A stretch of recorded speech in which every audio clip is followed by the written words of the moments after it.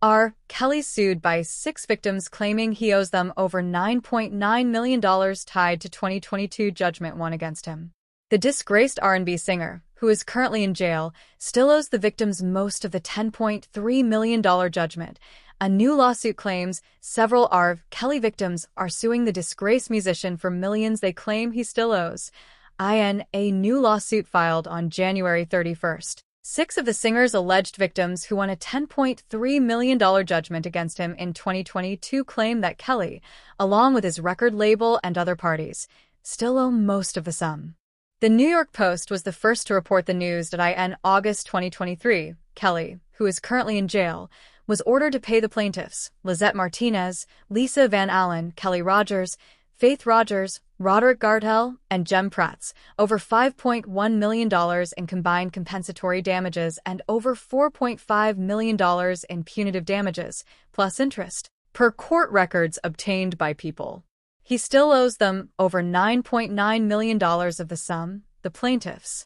The victims filed the suit against Kelly, whose real name is Robert Sylvester Kelly, along with his former record label, Universal Music, sublabel Universal Music Z-Tunes, and revenue-sharing platform IndieBuild.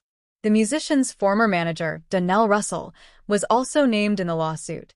Kelly's co-publishing agreement with his label ended in March 2019, but the company remains contractually obligated to collect revenues and remit music publishing royalties to the singer or his designated representative for all compositions delivered during the term of the agreement, the plaintiffs claim in the lawsuit. In a statement to People, Kelly's attorney, Jennifer Bongine, said, "This outrageous default judgment was entered contrary to court rules, legal precedent, and basic principles of fairness."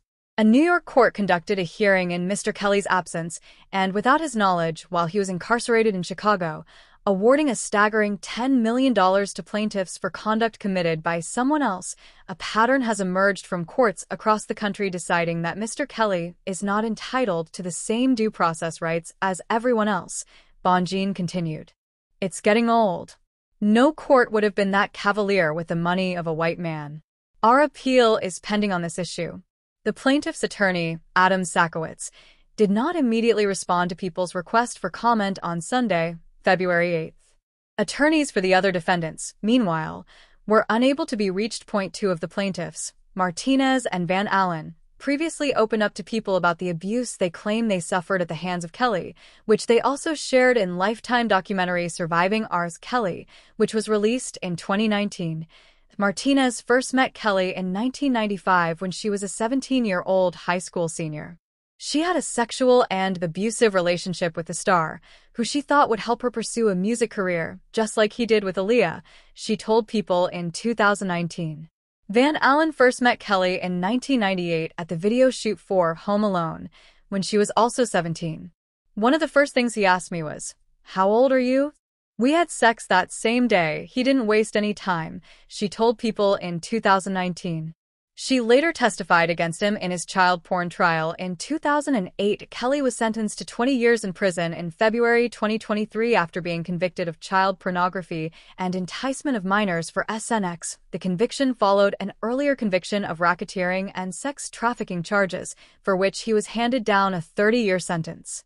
Kelly is currently serving 19 years of his 2 sentences concurrently and will be eligible for release in 2045.